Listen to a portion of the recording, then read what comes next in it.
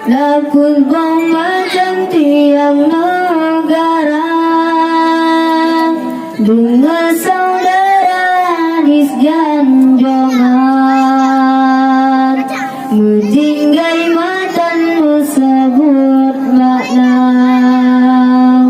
Di dalam hadis Nabi jelaskan,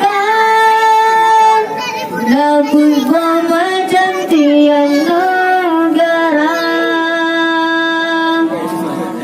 Yang pertama fungsikan mencintai dengan ilmu para ulama yang kasucian dan jujur waten ilmu ke manusia. Yang pertama fungsikan mencintai dengan ilmu para ulama yang kasucian dan jujur waten ilmu ke manusia dengan saudara di janjongan, mentinggai matan sebut makna. Di dalam hadis Nabi jelaskan, lakul bom macam tiang negara.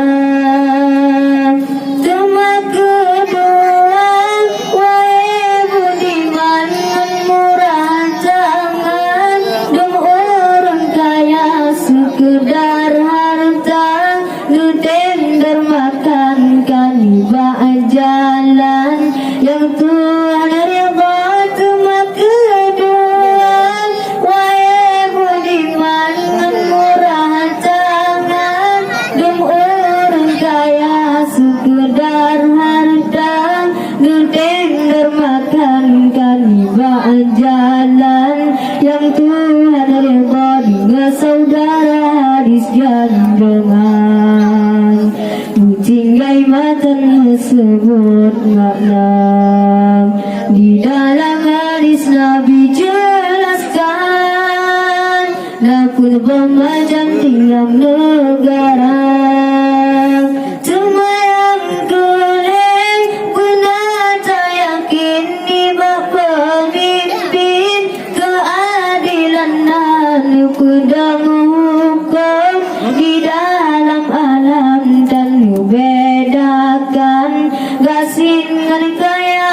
Semua yang boleh benar tak yakin di bak pemimpin keadilan dan kudang hukum di dalam alam dan bedakan gasin dan kaya dengan saudara di janjongan, mentinggai matan sebut makna.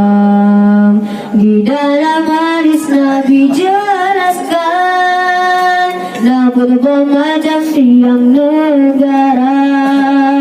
Semua yang kepun, wahai muslimin berfakir miskin, tak doa urangan malam, lagi abad Tuhan nang rogu aman sepanjang masa. Semua yang kepun, wahai muslimin berfakir miskin, tak doa urangan malam, lagi abad Tuhan nang rogu aman sepanjang masa dengan saudara di janjongan, mentinggai matan sebut makna. Di dalam